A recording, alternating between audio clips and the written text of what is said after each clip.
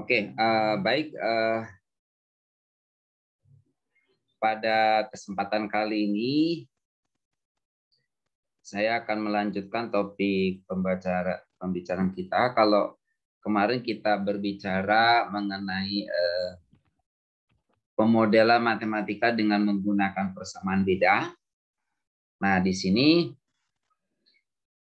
pada hari ini saya akan membahas bagaimana memodelkan suatu fenomena berdasarkan proporsionalitas dan similaritas geometri.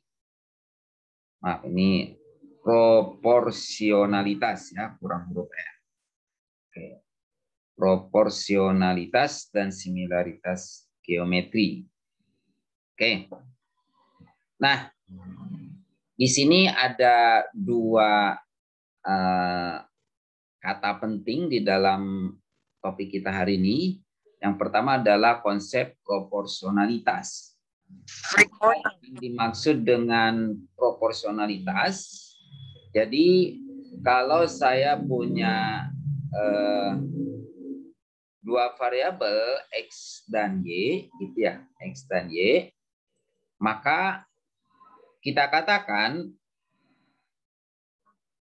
X dan Y itu proporsionalitas satu sama lain jika salah satunya itu selalu merupakan kelipatan konstan dari variabel lainnya. Ya. Atau sederhananya itu adalah Y itu bisa kita nyatakan sebagai KX atau sebaliknya. X itu sama dengan KY misalnya gitu ya. Nah, di sini K-nya itu adalah konstanta tak nol. Dan ketika Y proporsional terhadap X, kita tuliskan lambangnya seperti ini ya. Lambangnya Y proporsionalitas terhadap X.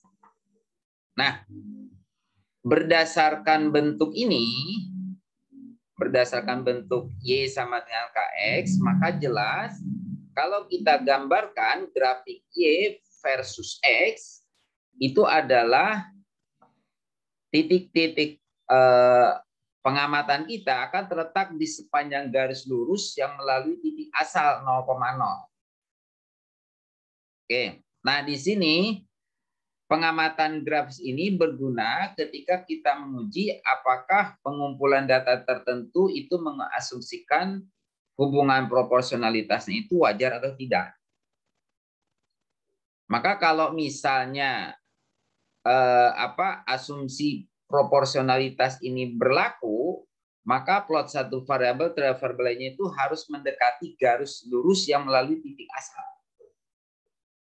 Paham kira-kira maksudnya? Paham, Pak. Paham ya? Jadi kalau misalnya Anda punya sekumpulan data X dan Y gitu ya. Nah, kalau misalnya Anda plotkan antara X dan Y, maka plotnya itu harus istilahnya secara umum titik-titiknya itu mendekati atau terletak di sepanjang garis lurus yang melalui titik asal. Nah, ketika kita melihat plotnya seperti itu, maka asumsi atau dugaan kita adanya hubungan proporsionalitas antara Y dan X itu adalah masuk akal. Jadi Anda harus hati-hati ketika mengasumsikan bahwa dua variabel itu memiliki hubungan proporsionalitas. Ini beberapa contoh lainnya, misalnya kalau Y proporsional terhadap X kuadrat, artinya Y bisa kita nyatakan sebagai K1 kali X kuadrat untuk suatu konstanta K1. Kalau Y proporsional dengan ln X, maka kita punya Y sama dengan K2 kali ln X. Begitu juga kalau Y proporsional dengan eksponensial X, ini artinya Y sama dengan K3 kali E pangkat X.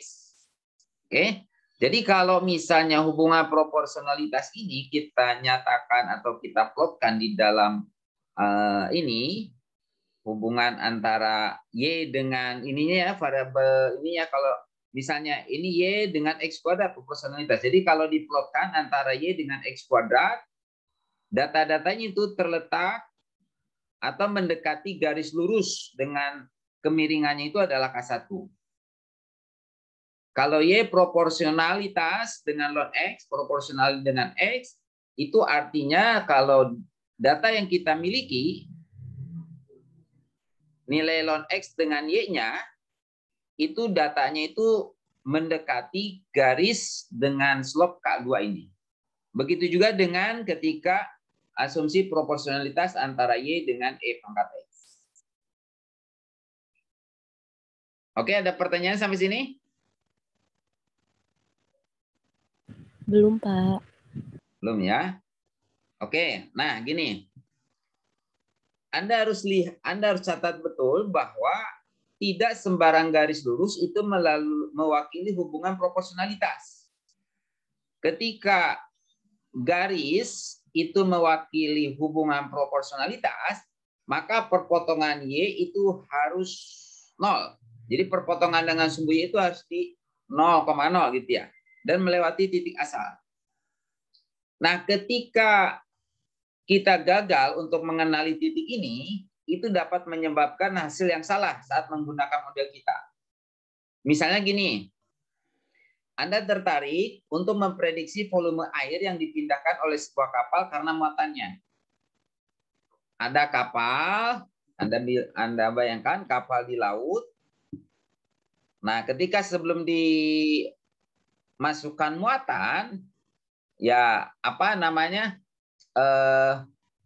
bagian kapal yang bawah, bagian bawah kapal yang masuk ke dalam air, sebutlah tingginya misalnya sedalam X0 misalnya gitu ya. Nah, maka ketika Anda memasukkan muatan ke dalam kapal dengan berat tertentu gitu ya, maka jelas kapal itu akan turun ke bawah gitu kan ya. Oke. Artinya apa? Di sini volume total air Y yang dipindahkan itu sebanding dengan berat X dari muatan yang ditambahkan. Kebayang nggak maksudnya? Kebayang, Pak. Ya. Jadi kalau misalnya Anda ginilah, kapalnya sebutlah jangan di lautan lepas lah. Oke, ini kapal-kapalan lah sebutlah misalnya. Kapal-kapalannya itu misalnya Anda simpan di baskom, wadah air lah gitu ya. Airnya diisi penuh gitu kan ya. Nah, ketika misalnya di awal sebelum ditambahkan muatan barang ke dalam kapal tersebut, air belum ada yang tumpah. Namun ketika misalnya sejumlah berat muatan benda dimasukkan ke dalam kapal-kapalan tersebut, maka akan ada air yang tumpah. Sepakat nggak? Sepakat, Pak. Ya. Nah, volume total air yang tumpah itu tentunya akan sebanding dengan berat X yang dimasukkan ke dalam kapal itu. Ya, logis ya. Nah, namun di sini Anda harus lihat bahwa ada kekurangan dari asumsi ini bahwa perahu yang dibongkar itu sudah memindahkan volume air yang sama dengan beratnya. Artinya apa? Ya sebetulnya kan gini, ketika kapal-kapalan itu sebelum dimasukkan ke dalam air, maka karena kapal tersebut memiliki berat, ketika dimasukkan ke dalam baskomnya gitu ya, si kapal-kapal itu, maka sebetulnya ada volume air juga yang sudah dipindahkan gitu ya, karena terpengaruh oleh berat kapalnya itu sendiri. Nah, oleh karena itu di sini meskipun grafik dari total volume air yang dipindahkan versus berat muatan itu yang ditambahkan itu diberikan dengan garis lurus, itu tidak diberikan oleh garis yang melewati asalnya. Jadi asumsi proporsionalitas salah untuk kasus ini. Jadi di sini kan ketika kapal-kapalan itu dimasukkan ke wadah air, itu kan sebetulnya sudah ada volume air yang ini kan, volume air yang sudah dipindahkan akibat gaya tekan dari berat kapal itu. Artinya apa? Sebelum ada muatan, ketika muatannya 0 sekalipun, volume air yang dipindahkan itu sudah sebesar ini misalnya gitu ya. Baru kemudian setelah ditambahkan berat muatan yang ditambahkan, maka volume air yang dipindahkan itu akan semakin naik. Nah, ketika plotnya seperti ini, maka jelas kan di sini asumsi proporsionalitas tidak berlaku. Kenapa? Karena tadi proporsionalitas itu berlaku ketika si datanya kalau diplotkan, datanya itu mendekati garis lurus dan garis lurusnya itu harus melalui titik asal 0,0. Ya, jadi dalam kasus ini itu asumsi proporsionalitas tidak bisa dibenarkan. Maka Anda harus memperbaiki asumsi tersebut. Oke. Nah, tapi di sini jelas hubungan proporsionasi itu merupakan salah satu penyederhanaan yang cukup ampuh gitu ya. Yang cukup ampuh gitu ya. Tapi ini bergantung pada ukuran titik potong Y dan kemiringan garisnya itu sendiri. Oke. Nah, di sini domain variabel bebas itu juga dapat menjadi signifikan karena kesan relatifnya lebih besar untuk nilai X yang kecil.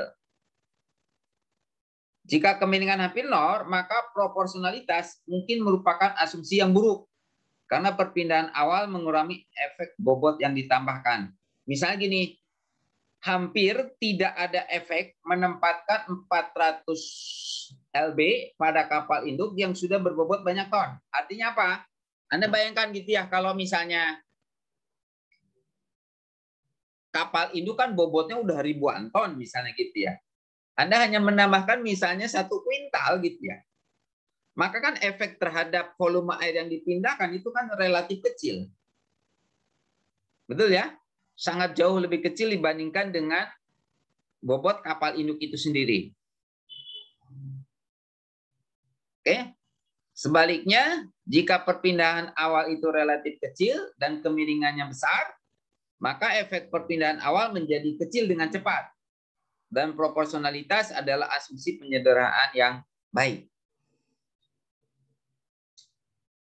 Oke, kebayang ya mengenai konsep proporsionalitas ini dan bagaimana pengaruhnya atau interpretasinya pada masalah nyatanya itu sendiri. Oke, sampai sini ada yang mau ditanyakan nggak?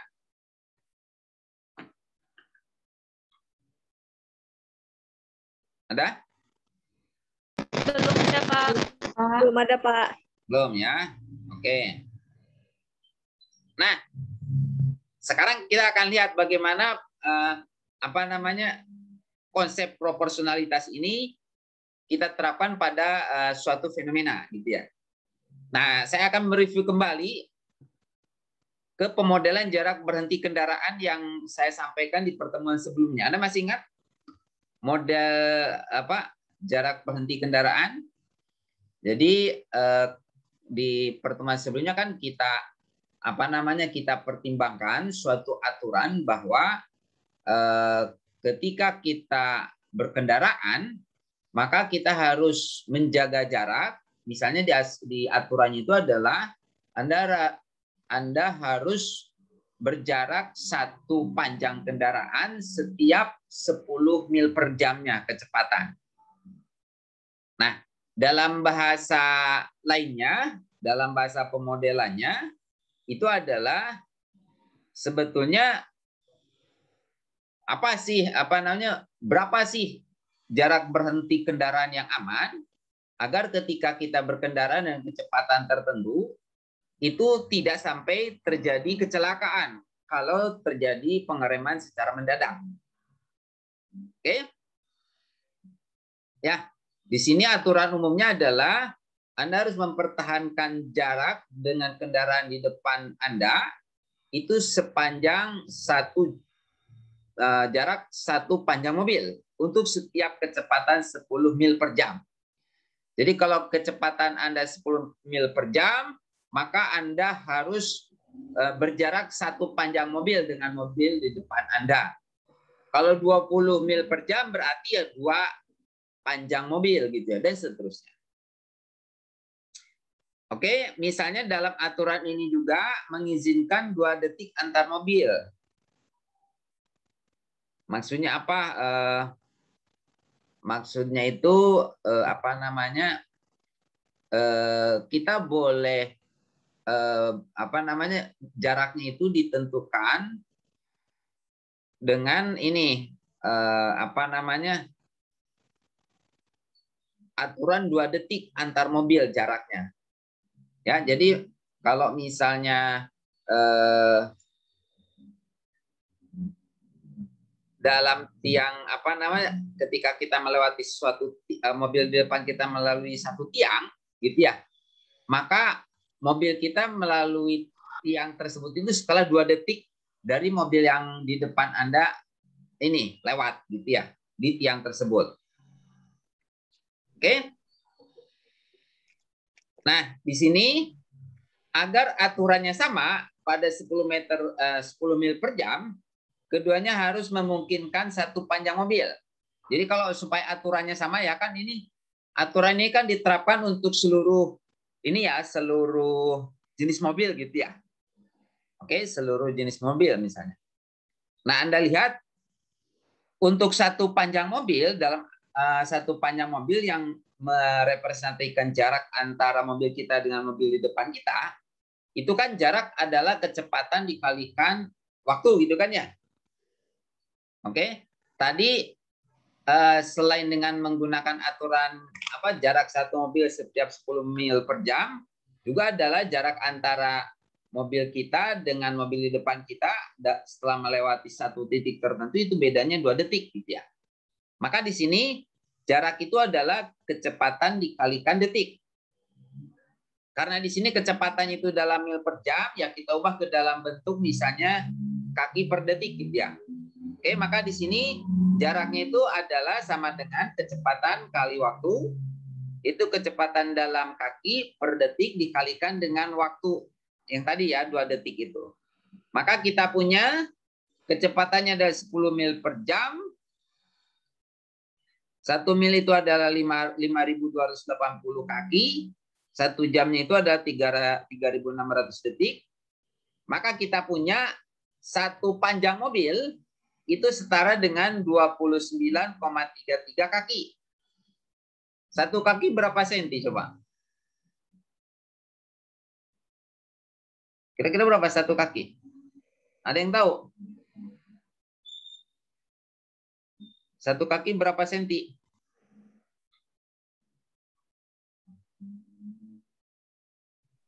Pak.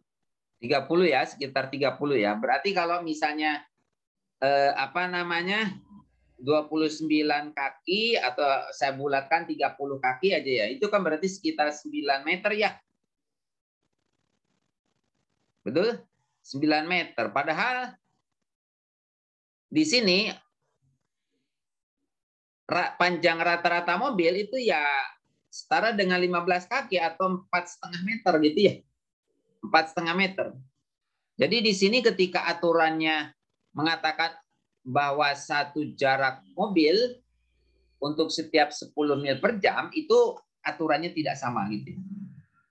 Karena di sini rata-rata panjang mobil adalah 15 kaki. Oke. Nah, jadi di sini dari sini kita asumsikan bahwa panjang mobil 15 kaki ya, panjang mobilnya 15 kaki. Kemudian dengan menggunakan aturan ini kita peroleh plotnya seperti ini kan ya.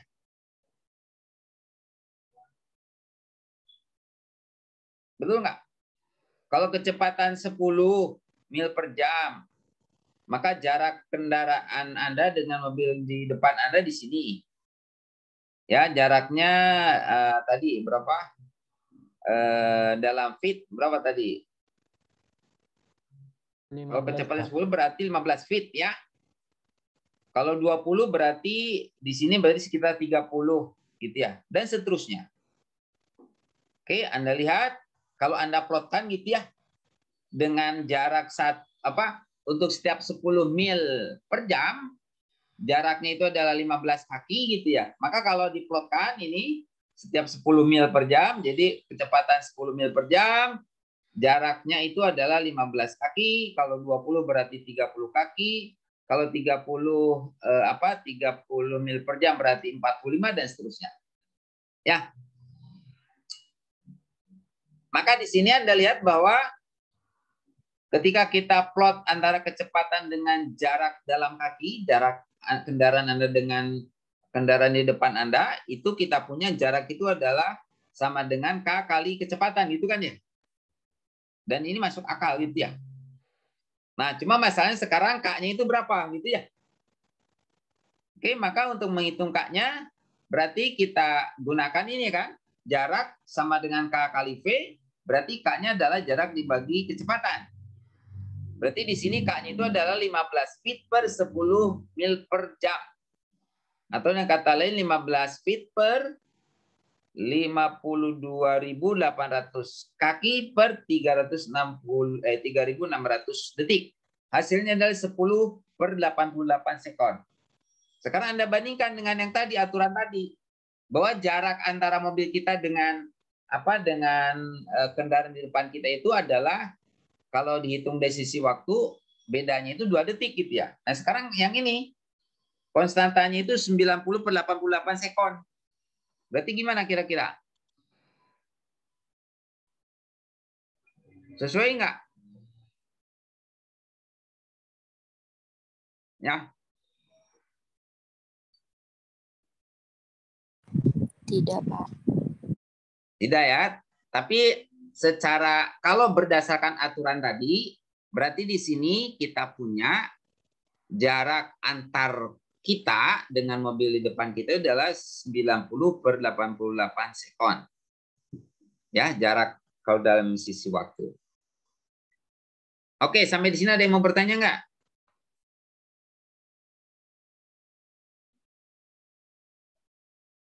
Saya harapkan Anda banyak ini ya, banyak memberikan pertanyaan atau komentar gitu ya. Ya, supaya saya juga punya dapat feedback gitu ya. Apa yang saya sampaikan Anda pahami atau tidak gitu ya. Jangan sampai saya banyak bicara tapi Anda tidak paham. Nah, itu jangan sampai seperti itu ya. Kalau Anda tidak paham atau ada yang kurang paham, silakan Anda tanya. Oke, nah sekarang ini. Kemarin kita sudah sampaikan bahwa untuk jarak berhenti kendaraan, itu adalah misalnya modelnya itu berbentuk jarak henti total itu sama dengan jarak reaksi ditambah jarak pengereman. Oke? Jarak henti total itu adalah jarak reaksi ditambah jarak pengereman. Maka dari situ nanti kita akan lihat apakah aturan tersebut itu cocok atau tidak. Gitu ya. Nah, sekarang kita lihat untuk masing-masing submodel. Ya. Kita tinjau terlebih dahulu untuk submodel jarak reaksi.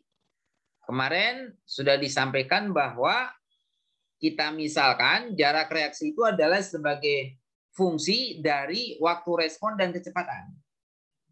Ya. Jarak reaksi itu adalah fungsi dari waktu respon dan kecepatan. Waktu respon di sini itu adalah waktu yang dibutuhkan dari sejak kita memutuskan untuk berhenti, memutuskan kita harus berhenti, sampai kita menginjak pedal rem. Oke?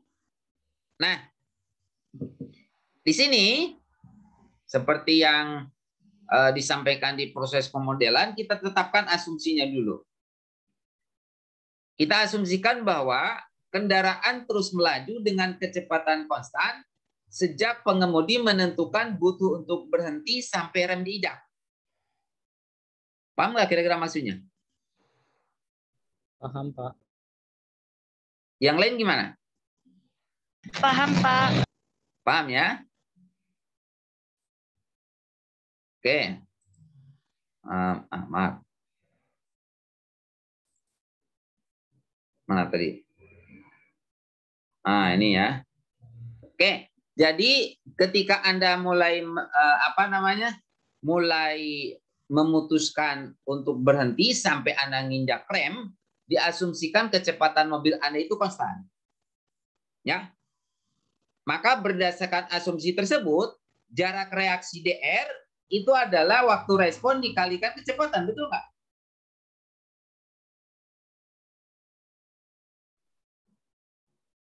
Betul nggak? Benar, Pak. Iya, Betul, Ya. Pak. Nah, jadi jarak reaksi DR itu adalah sama dengan waktu respon TR dikalikan kecepatan V. Ya, karena asumsinya kecepatannya konstan di sepanjang waktu reaksi tersebut, gitu ya. Oke. Nah, untuk menguji submodel jarak reaksi ini benar atau tidak, Anda bisa memplot hasil pengukuran jarak reaksi versus kecepatan. Ya, jadi Anda misalnya lakukan inilah observasi misalnya gitu ya. Itu ketika ke supir-supir ya, ketika misalnya supir melihat melihat kendaraan di depan Anda misalnya berhenti mendadak atau terjadi apa gitu ya, kondisi terjadi apa gitu ya. Maka seberapa lama sih dari sejak memutuskan berhenti hingga dia nginjak rem gitu. Anda lakukan survei itu pada supir-supir Anda gitu ya. Supir-supir kendaraan. Nah, kemudian misalnya dari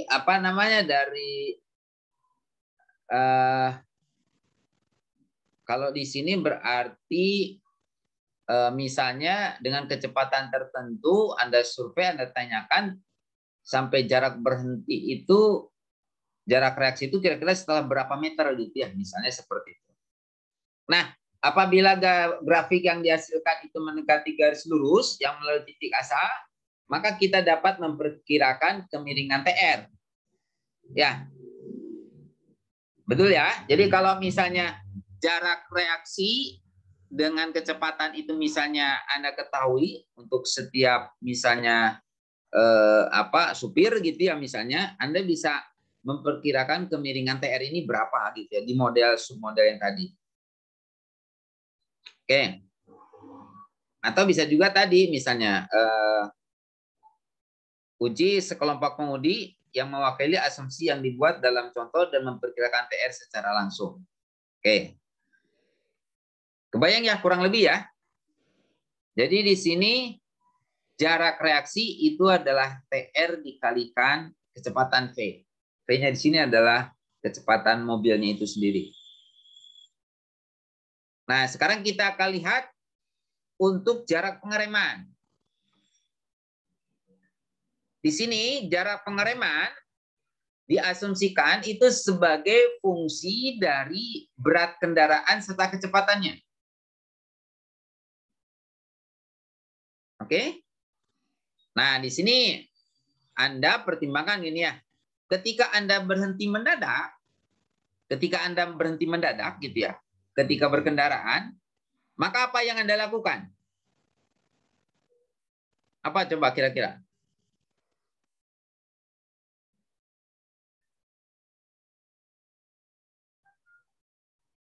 Kalau Anda ini berhenti secara mendadak, misalnya gini, mobil atau kendaraan di depan Anda tiba berhenti gitu. Apa yang Anda lakukan biasanya?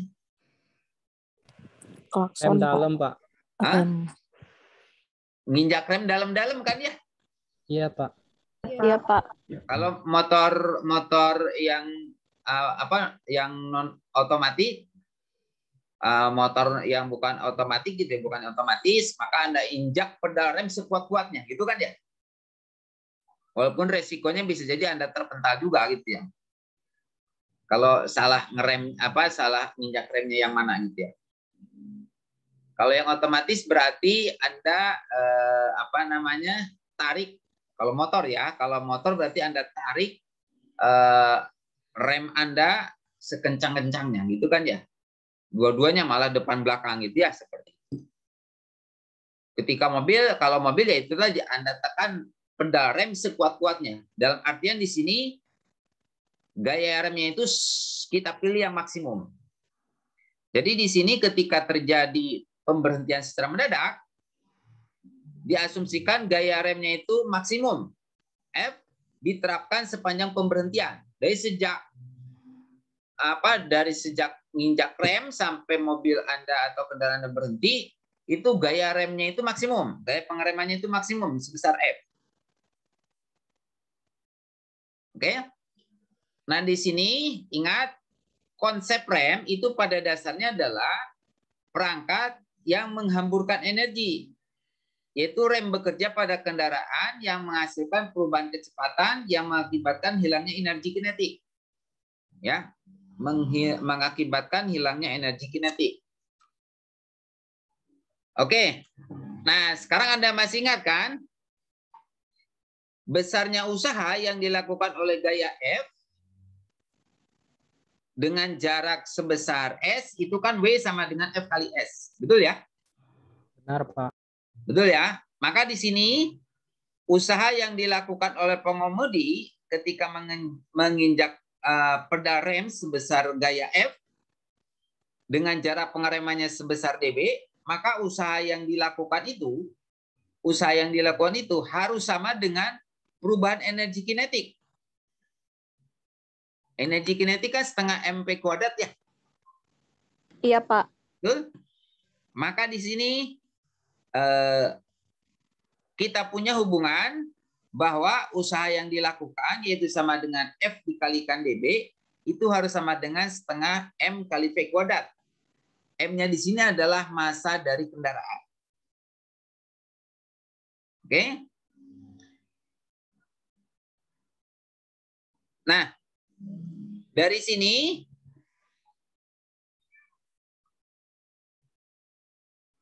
pertanyaan kita itu adalah apa hubungan antara gaya F ini dengan massa massa mobilnya? Ya, dengan massa mobilnya. Di sini kriteria desain yang masuk akal itu adalah membuat mobil sedemikian rupa sehingga perlambatan maksimum konstan ketika gaya rem maksimum diterapkan. Jadi kalau misalnya gaya remnya itu maksimum, maka perlambatan juga maksimum. Ya, perlambatannya maksimum dan itu konstan. Diasumsikan seperti itu, terlepas dari massa mobil itu besar atau tidak. Jadi ketika Anda mau mengendarainya truk atau misalnya mengendarainya mobil kecil gitu kayak misalnya Ayla atau Brio misalnya gitu ya. Itu perlambatan maksimum juga adalah sama konstan. Oke? Bisa dipahami apa yang saya sampaikan?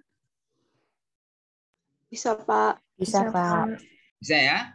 Nah, kalau itu tidak terjadi, kalau itu tidak berlaku, maka penumpang dan pengemudi akan mengalami sentakan yang tidak aman selama pengereman hingga berhenti total. Paham nggak maksudnya?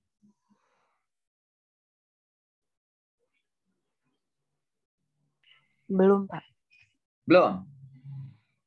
Kan Anda bayangkan ginilah. Ketika Anda mengerem mendadak gitu. Mengerem mendadak, remnya ditekan sekencang mungkin gitu ya. Misal gitu lah. Apa yang terjadi dengan Anda? Misal di mobil aja lah, ketika Anda itu di mobil. Apa yang terjadi? Anda nih lagi dalam kecepatan misalnya 80 km per jam misalnya. Tiba-tiba mobil di depan Anda berhenti. Kemudian Anda menginjak pedal rem sekencang-kencangnya. Sekuat-kuat. Nah, apa yang terjadi coba? Badan terdorong ke depan, Badannya Pak. terpental ke depan. Badannya terdorong ke depan kan? Ya, seperti itu. Nah, di sini sekarang gini, ketika dalam fenomena realnya, antara mobil kecil, sebutlah misalnya mobil Ayla atau mobil Brio, misalnya yang kecil-kecil gitu ya, atau mobilnya seperti mobil Mr. Bean gitu ya, itu kecil kan? Kalau misalnya itu Anda rem gitu ya, itu kan tidak, hentakannya itu kan pasti akan berbeda dengan ketika Anda mengendarai truk dengan kecepatan yang sama 80 km per jam, kemudian Anda sekaligus ngerem mendadak gitu ya. Hentakannya kan sebetulnya berbeda, betul nggak? Iya, Pak. Ya, mobil kecil itu hentakannya tidak begitu terasa dibandingkan yang mobil gede. Kalau mobil gede ketika ngerem langsung, wah Anda bisa terlempar keluar, bisa jadi gitu ya. Oke? Nah, di sini diasumsikan ketika Anda mengerem maksimum itu, Anda ini hentakannya tidak begitu ini gitu, tidak begitu terasa. Jadi bisa kita pandang seperti ngerem itu tidak terjadi hentakan gitu ya. Anda seperti badan Anda tetap diam aja gitu. Paham maksud saya? Paham, Pak. Oke. Jadi di sini perlambatan itu konstan terjadi selama penghentian mendadak itu. Maka dari sini, dari hukum Newton kedua, gaya itu kan sama dengan massa kali percepatan. Oke? Massa dikalikan percepatan. Atau dengan kata lain, gaya F itu sebanding dengan massa. Maka dari sini kalau saya masukkan ke rumus ini, saya masukkan ke sini nih. Saya masukkan ke sini nih, ke rumus yang ini ya. F kali dB sama dengan setengah mp kuadrat. F-nya sendiri m kali A. Ya, percepatannya. Dan percepatannya di sini sebetulnya ketika ngerem berarti perlambatan, bukan percepatan gitu ya. Dan itu dianggap konstan. Maka di sini kan M-nya bisa kita coret ya. Betul nggak? Sepakat nggak? Iya, Pak. Sepakat ya. Maka dari sini bisa kita bisa kita nyatakan bahwa jarak pengereman dB itu proporsional terhadap kecepatannya. Kecepatan kuadratnya. Kecepatan dikuadratkan, maaf. Jadi di sini jarak pengereman itu proporsional dengan kuadrat kecepatannya. Paham maksudnya? Jadi si dB itu bisa kita nyatakan sebagai K kali V kuadrat lah, itu sederhananya. Oke? Nah, berdasarkan itu, kita pengen tahu nih, kan si dB dari sini kan dB sama dengan K kali V kuadrat. Nah, itu K-nya berapa gitu ya? K-nya itu harus berapa? Nah, K-nya berapa ya nanti bergantung pada data yang kita punya. Nah, berdasarkan ini kita tes gitu ya. Misalnya saya punya ini data seperti ini. Misalnya gini ya. Kebayang nggak? Anda bisa baca maksudnya?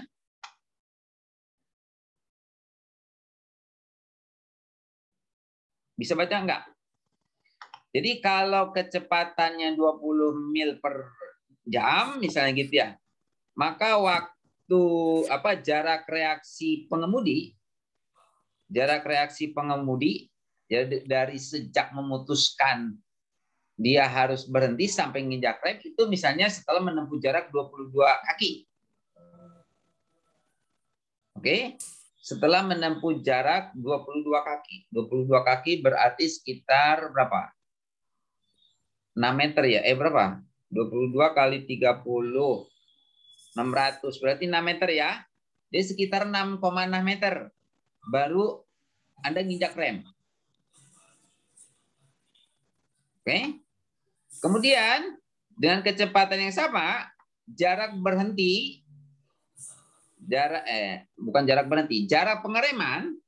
pengereman itu adalah dari sejak Anda menginjak pedal rem sampai mobil Anda berhenti, misalnya berada pada rentang 18 sampai 22 kaki. Nah, kita ambil nilai tengahnya, misalnya ini 20 gitu ya. Oke, maka dari sini kita punya kan jarak reaksi pengemudi 22, jarak pengereman 20. Ya. Dan ini lihat rentangnya, maka dari sini total jarak berhenti, total jarak berhenti itu adalah berada di sekitar 40 sampai 44 kaki. Atau kalau kita ambil tengahnya itu 42 kaki. Cara baca tabel ini seperti itu. Bisa dipahami membaca tabel ini? Bisa, Pak. Ya, Pak. Bisa, Pak. Oke. Nah, ini misalnya kecepatan mulai dari 20 sampai 80. Datanya seperti ini. Berdasarkan hasil observasi Anda. Nah, Anda tadi punya ini kan? Untuk apa? Untuk jarak apa? Ini jarak respon, jarak reaksi itu kan TR kali V. Kemudian kita punya jarak pengereman itu sama dengan KV kuadrat ya, atau proporsional dengan kecepatan kuadrat kecepatannya. Nah, sekarang kita lihat berdasarkan tanda ini kita plotkan. Nah, kita plotkan. Untuk kecepatan terhadap jarak reaksi dalam kaki, kita peroleh misalnya datanya seperti ini. Dari sini sebutlah dengan meninjau misalnya 2 titik, sebutlah gitu, atau misalnya Anda dengan menggunakan nanti pemodelan dengan kurva fitting, Anda peroleh misalnya TR-nya itu kurang lebih dekat dengan 55/50. Maka dari sini kita punya, ini TR-nya ya, waktu reaksinya. Jadi kita punya jarak reaksinya itu adalah 1,1 kali kecepatan. Bisa dipahami nggak? Bisa, Pak. Ada yang mau bertanya?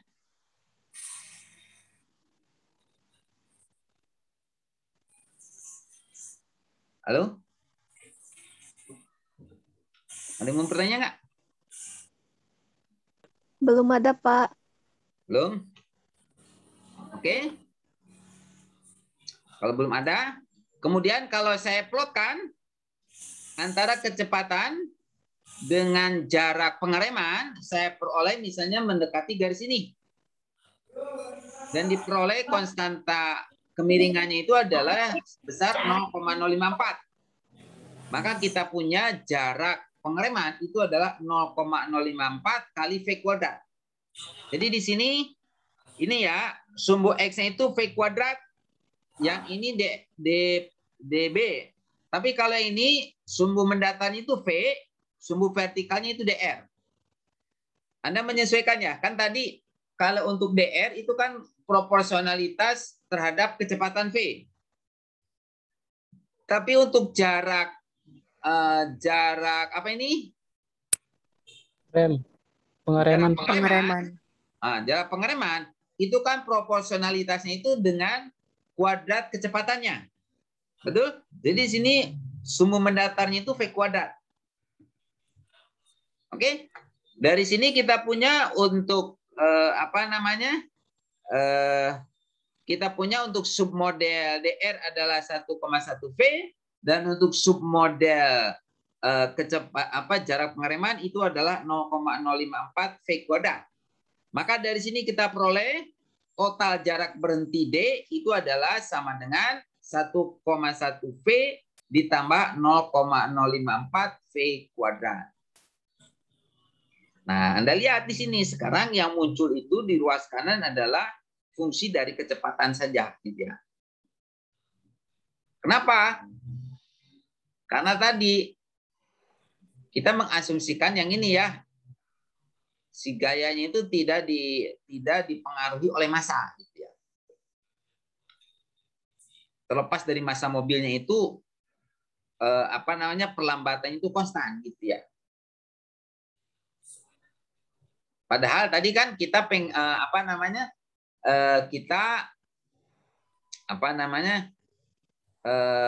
untuk jarak pengereman itu kan bergantung atau sebagai fungsi dari massa dan kecepatan, gitu ya. Tapi ketika kita misalnya mengasumsikan seperti ini, kita peroleh model jarak henti totalnya itu adalah dia hanya sebagai fungsi dari V. Karena kita sudah mereduksi tadi pengaruh dari M-nya, pengaruh dari massa mobilnya. Oke? Nah, Anda punya ini gitu ya. Anda punya modelnya seperti ini. Anda pengen tahu apakah model ini itu enggak kira-kira udah bagus atau tidak, udah baik atau tidak. Ya Anda verifikasi. Anda verifikasi dengan data yang Anda punya. Kalau errornya masih besar gitu ya, misalnya errornya masih besar, ya berarti Anda harus melakukan refinement model. Anda harus memperbaiki modelnya. Misalnya apa? Ya tadi kan untuk misalnya jarak pengereman kita asumsikan dia fungsi dari massa kendaraan dengan kecepatannya. Nah, sekarang bagaimana kalau memasukkan itu massa kendaraan gitu ya? Apa pengaruhnya gitu? Oke, maka di sini nanti akan diperoleh hasil yang berbeda. Gitu ya. Oke, bisa dipahami nggak? Maaf Pak, mau nanya. Ya. Untuk nilai C itu kan 266 per 4.900. Itu diperoleh dari mana ya Pak? Oke. Gini.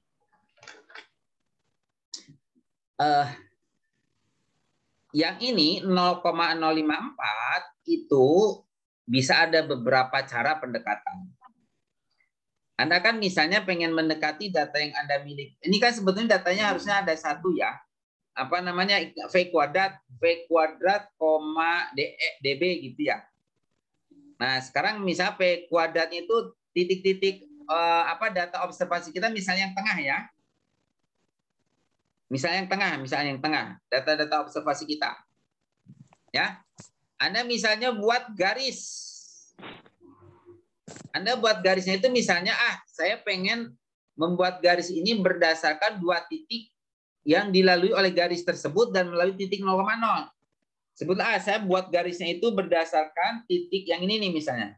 Titik yang ini dan ini. Titik yang ketika V kuadratnya 3.000, sekitar 3.000 dan 4.000. Kebaca nggak? Titik yang ini. Misalnya gitu ya. Ini misalnya gitu ya. Nah, Anda kan kalau misalnya Anda punya 2 titik, 2 koordinat, punya 2 koordinat dalam bidang kartesius, kalau dibuat garis yang melalui 2 titik tersebut, gradiennya kan bisa Anda ketahui kan? Gradiennya itu sama dengan apa?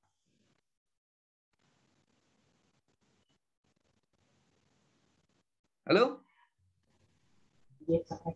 Iya, Pak. Y per X. Y per X kan? Delta Y per delta X.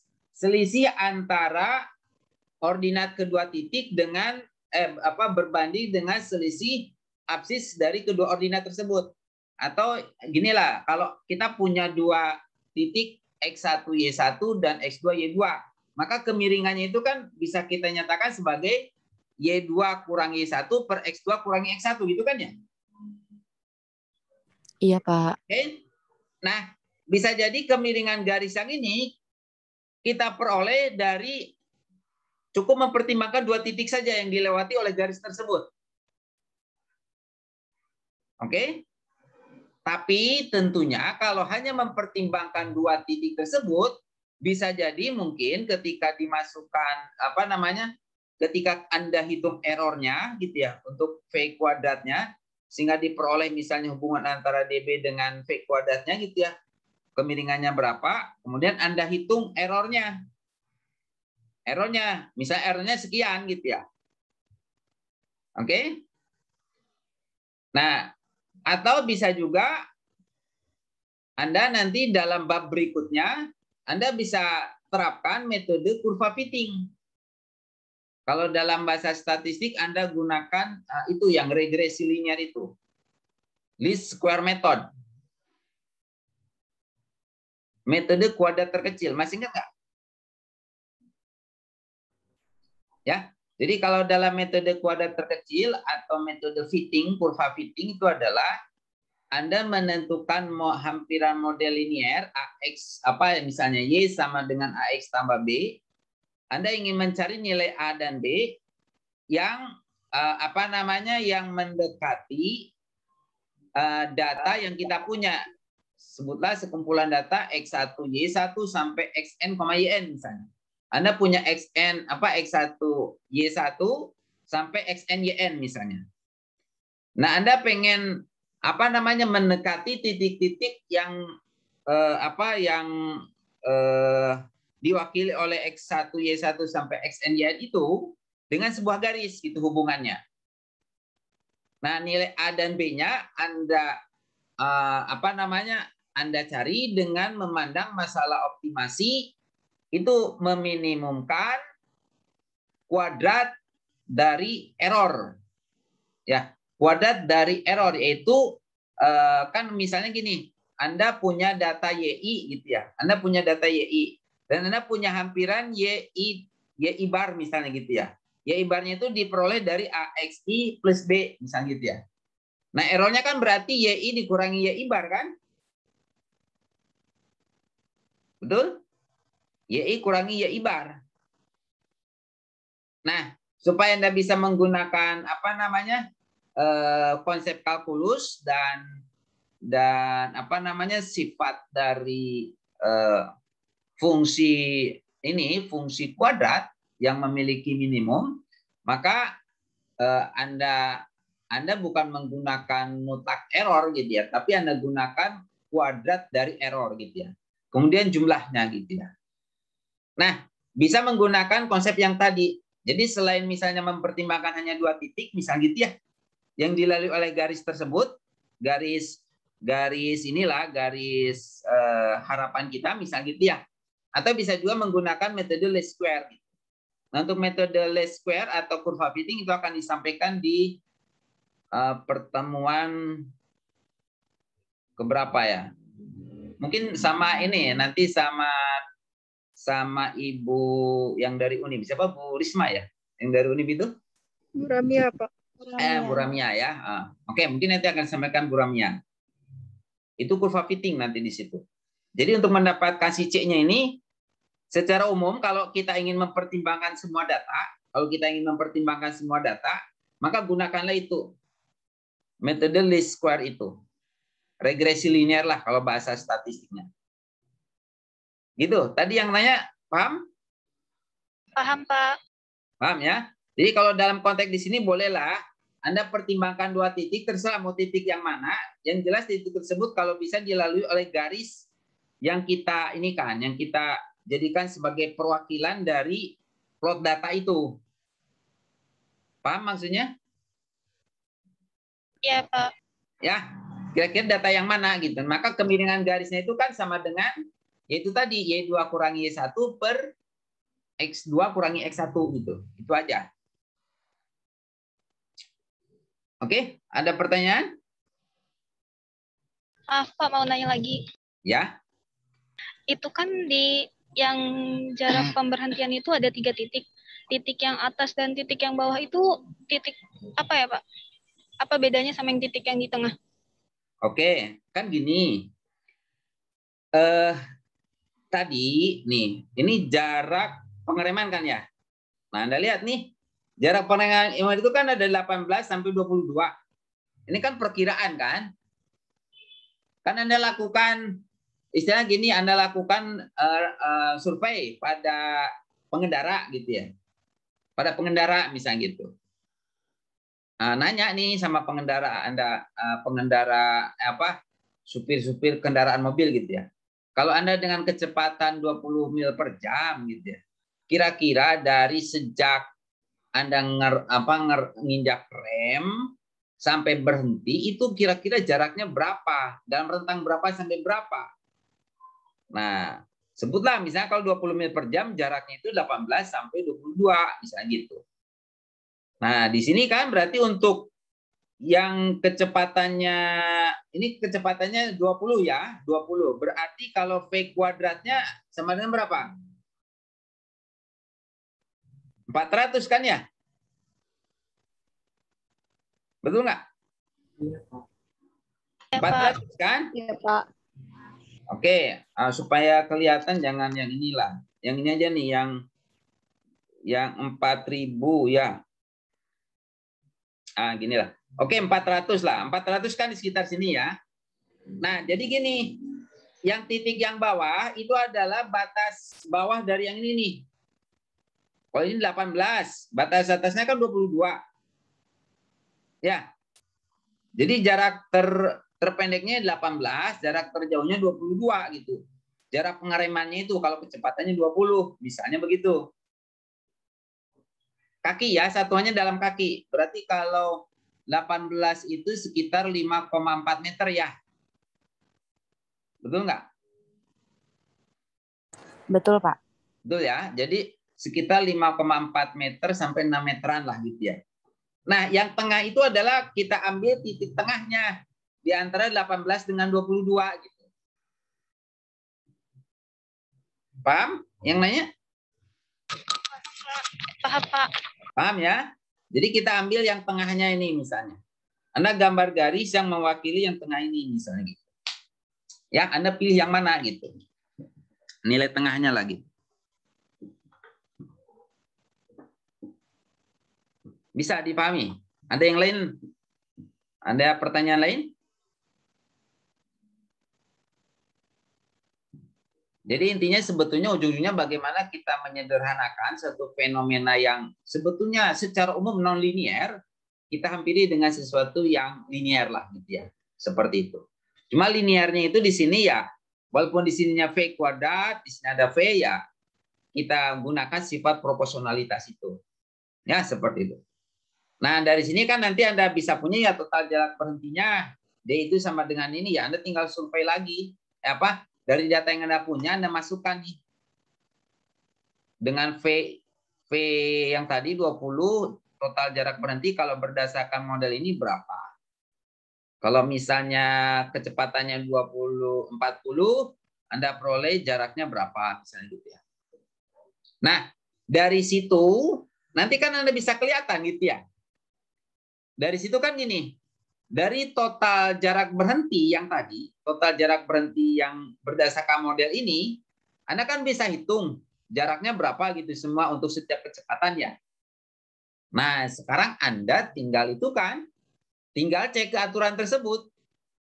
Misalnya kalau kecepatan 10 mil per jam, jaraknya misalnya 20, misalnya gini, jaraknya 20 misalnya. 20 kaki misalnya. Berarti aturan yang tadi cocok nggak? Yang aturan jarak antar dua kendaraan adalah satu mobil kendaraan. Satu panjang mobil kendaraan. Cocok nggak?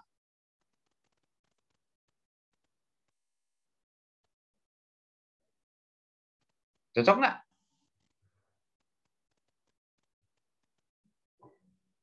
Sekali lagi, dengan kecepatan V sama dengan 10, Anda peroleh misalnya D-nya itulah, D-nya ya. Ini pura-pura, misalnya gini, saya peroleh D-nya itu misalnya, berapa tadi saya nyebutnya? 20 kaki ya. Ini kan dalam kaki ya. 20 kaki misalnya gitu ya. Pertanyaan saya, aturan yang tadi diterapkan ini nih. Mana? Nih aturan ini. Itu enggak? Sesuai enggak?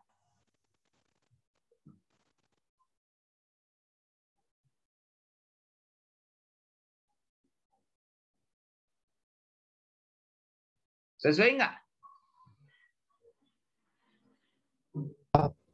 Panjang mobil dalam kakinya tadi Pak berapa ya Pak? Tadi 15 kaki kan? Baik Pak. Dapatnya rata-rata 15 kaki lah misalnya gitu ya. Cocok nggak?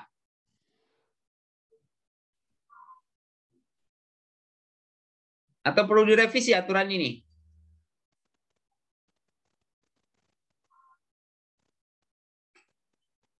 Untuk kecepatan 10 mph, Anda peroleh D-nya 20 kaki. Sebutlah 20 kaki lah gitu ya. Aturannya begini. Setiap 10 mph jarak antar mobil itu harus satu panjang mobil. Yaitu rata-rata 15 kaki gitu. Itu enggak? Cocok enggak aturan ini? Enggak. Enggak Pak, karena lebih 5. Karena yang tadi 20 kaki, Pak. Artinya apa? Kalau ini aturan ini diberlakukan? Kemungkinan kecelakaannya besar, Pak. Kemungkinan kecelakaannya besar. Kalau kita hanya mengandalkan satu jarak mobil untuk 10 mph, padahal berdasarkan model kita untuk 10 mph itu jarak hentinya 20 meter, 20 kaki. Kita jaraknya menerapkannya 15 kaki. Artinya apa? Kalau itu diterapkan berarti kita bakal menabrak kalau yang mobil di depan kita berhenti gitu ya. Betul nggak? Benar, Gitu ya? Pak. Betul kan? Yang jaraknya 15, jarak berhenti kendaraan Anda, jarak total berhenti kendaraan Anda 20. Artinya mobil yang di depan itu kan istilahnya ketika Anda aturan ini berlaku, jadi ketika di depan mobil kendaraan depan Anda berhenti mendadak, jarak dengan kendaraan Anda itu 15 meter, 15 kaki. 15 kaki. Berarti ketika jarak henti total dari sejak Anda bereaksi sampai mengerem ini maksimum gitu sampai berhenti, Anda sudah lewat sebanyak sudah menempuh jarak 20 kaki. Ya artinya Anda menubruk mobil itu kan. Kalau memang posisinya pas berada di belakang gitu ya, di belakangnya, pasti akan nubruk gitu. Maka di sini supaya tidak terjadi kecelakaan, ya Anda perbarui aturannya. Bukan jarak satu panjang mobil, tapi sebutlah misalnya 2 kali jarak dua kali panjang mobil ya, betul ya? Kalau 2 kali panjang mobil kan berarti 30 kaki ya. Tadi kan panjang mobilnya 15 kaki. Berarti kalau 2 kalinya kan berarti udah 30. Ya, tadi jarak berhentinya itu 20 kaki. Berarti masih ada perbedaan 10 kaki gitu ya. Dari mobil Anda dengan mobil yang di depan Anda. Jadi tidak terjadi kecelakaan kan? Bisa dipahami? Iya, Pak. Bisa. Bisa, Pak. Bisa ya? Nah, jadi seperti itu. Jadi ketika misalnya aturan ini tidak tepat, ya Anda harus melakukan itu, perbaikan lagi. Kalau aturan ini masih tetap ingin dilakukan, Anda harus refine modelnya. Oke, tapi setelah diperbaiki modelnya masih ini tidak berlaku, berarti aturannya harus diubah gitu misalnya. Aturannya harus diubah. Jangan jarak satu panjang mobil untuk setiap kecepatan 10 mph, tapi misalnya jarak berapa panjang mobil, 2 kalinya atau 3 kalinya dan seterusnya. Maka bisa kita katakan bahwa peluang terjadi kecelakaan ketika menerapkan aturan tersebut itu relatif lebih kecil. Bisa dipahami? Bisa, Pak. Bisa, Pak. Oke, itu adalah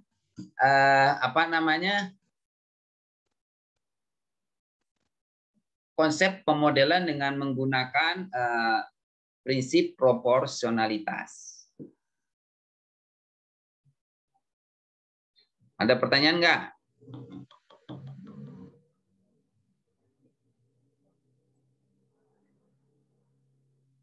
Ada pertanyaan nggak? Udah nggak ada, Pak. Nggak ada? Belum ada, Nanti Pak. Anda bisa mencoba ya, bisa mencoba dengan menggunakan data yang ada gitu ya. Anda bisa bisa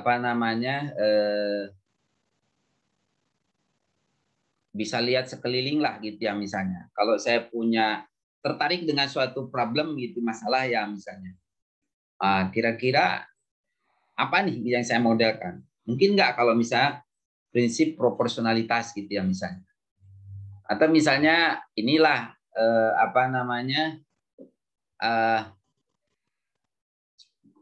misalnya. Coba Anda bisa sebutkan nggak misalnya contoh ini fenomena alam yang bisa diterapkan konsep proporsionalitas di sana untuk memodelkannya. Kira-kira apa coba? Misalnya apa misalnya?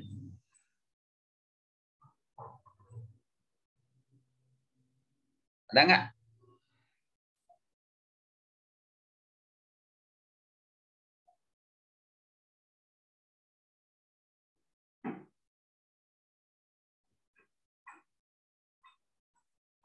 Ada? Ada yang bisa memberikan contoh?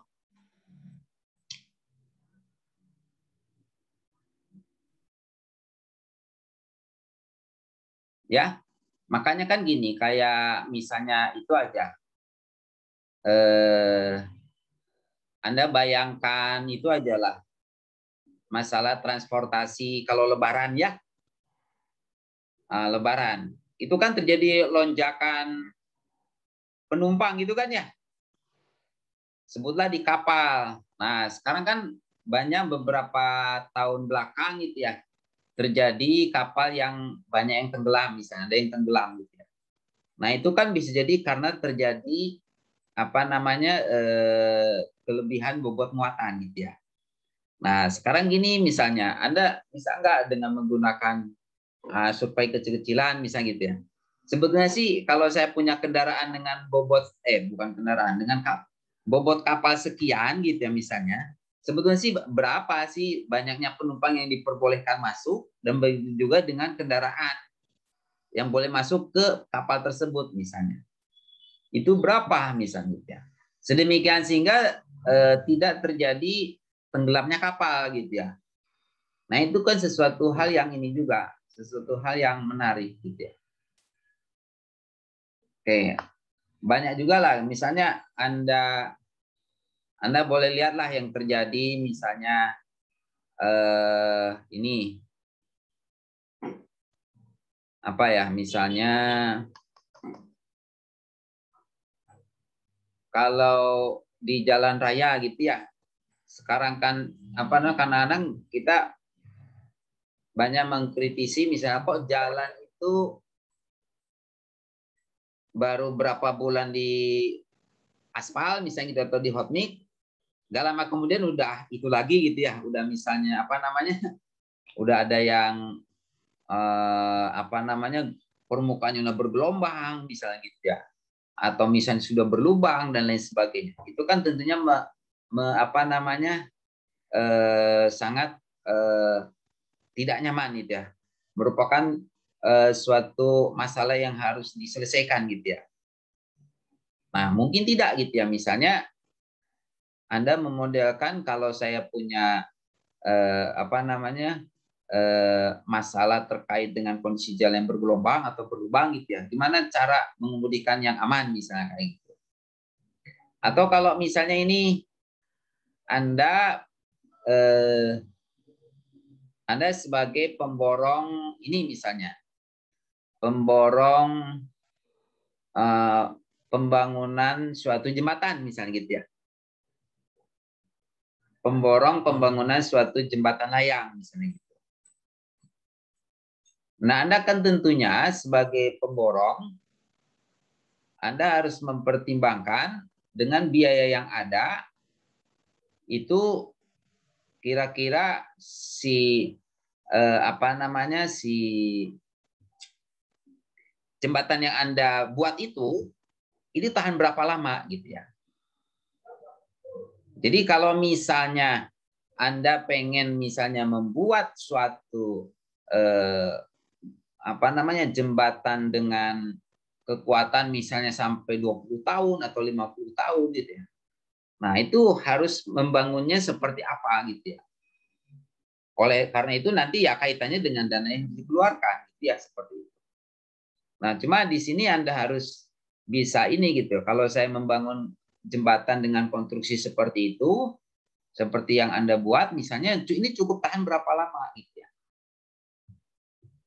Oke, itu kan hal-hal yang apa namanya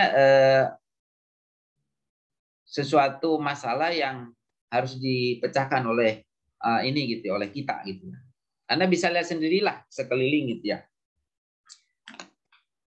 Kira-kira dari masalah-masalah yang ada di sekeliling Anda, fenomena-fenomena apa yang secara matematis bisa dilakukan ini model matematikanya seperti apa gitu ya. Dengan penyebaran COVID misalnya kayak gitu sekarang gitu ya. Apa nih masalah apa yang muncul, kemudian dari situ apa yang bisa kita lakukan sebagai orang matematik gitu ya. Kan bisa aja misalnya data Oke, nanti inilah misalnya dari data pertumbuhan COVID yang ada misalnya, Anda punya modelnya seperti apa misalnya gitu ya. Dari data yang ada berarti kan nilai-nilai parameter yang harus Anda tentukan berapa-berapanya, itu juga menjadi sesuatu hal yang penting. Sehingga ketika Anda bisa mendapatkan model berdasarkan data yang Anda punya, berarti kalau kita ingin memperkirakan, oh setelah sekian lama, apa namanya, misalnya si apa namanya penyebaran penyakit COVID itu akan melandai misalnya seperti itu. Itu banyak sekali gitu ya. Nah, di sini baru kita mengenalkan konsep pemodelannya dengan memanfaatkan itu konsep proporsionalitas. Nanti tentu banyak sekali apa namanya model-model lain yang bisa kita konstruksi dengan berdasarkan sifat fenomena alamnya tersebut.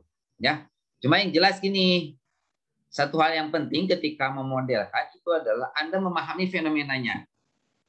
Jangan sampai Anda ingin memodelkan tapi Anda tidak paham fenomenanya.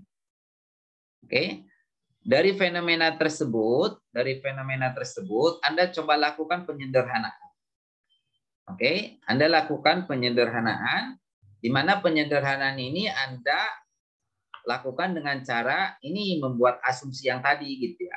Kayak yang tadi kan, misalnya ketika kita ingin menentukan apa namanya model submodel jarak berhenti, jarak pengereman gitu kan ya. Awalnya sebagai fungsi dari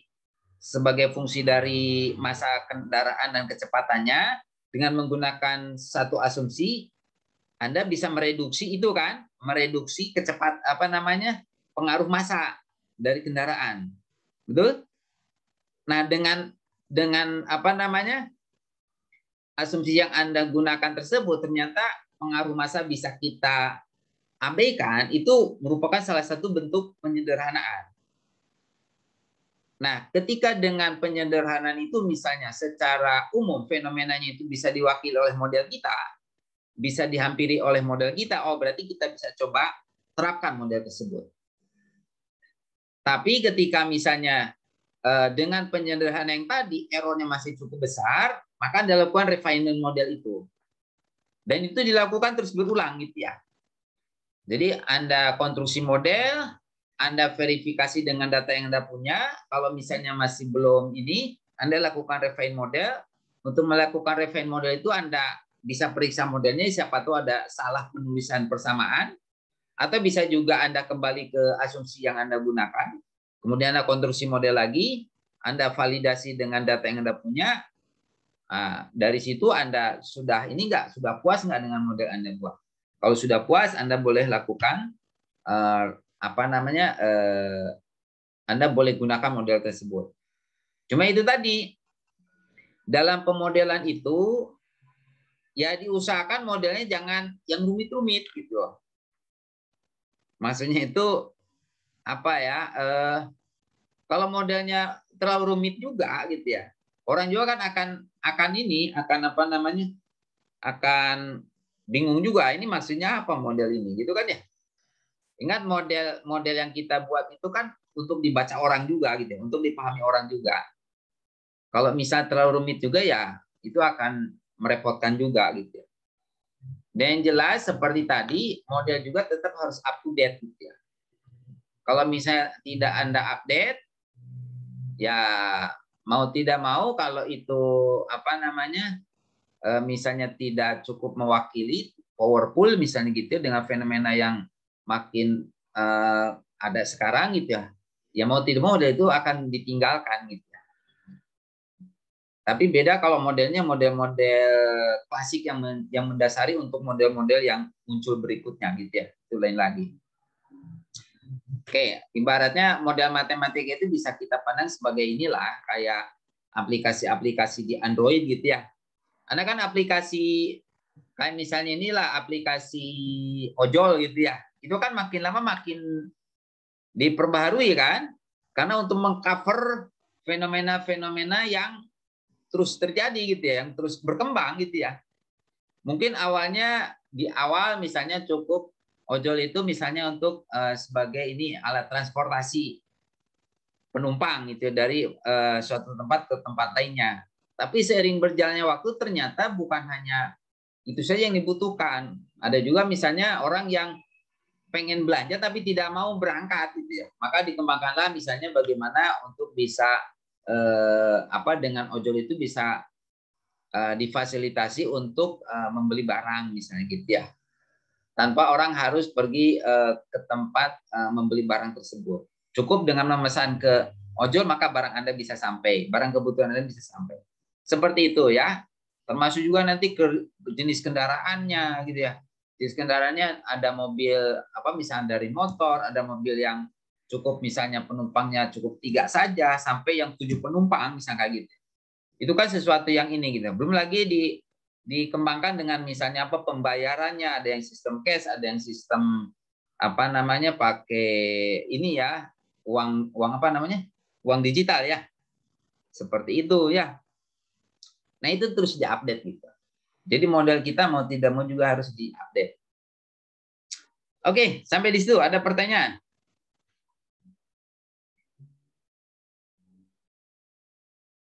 Nggak ada?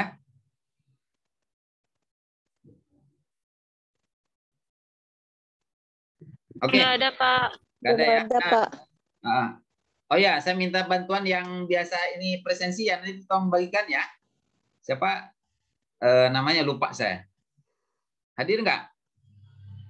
Sekarang.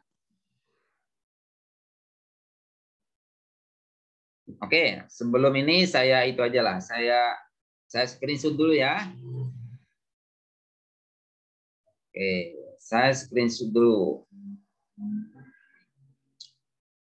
Oke, coba nyalain itunya, videonya.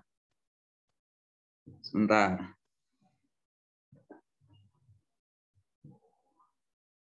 Bentar dulu ya.